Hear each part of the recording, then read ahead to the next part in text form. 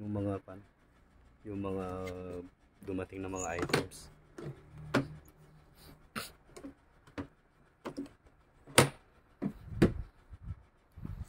Si Ed hindi kumain. Binigyan na. Binigyan ko Katris, hindi naman niya kinain. Ano?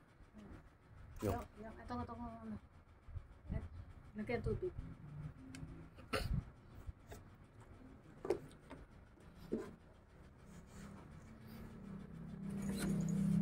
Andyan pala si Wamos.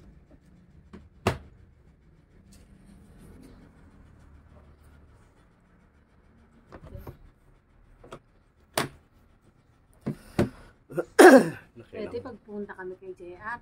Nakailang cancel pa. Kung isasama ako ni Kesley, dala namin to. No. Pero is ko pa yun ngayon.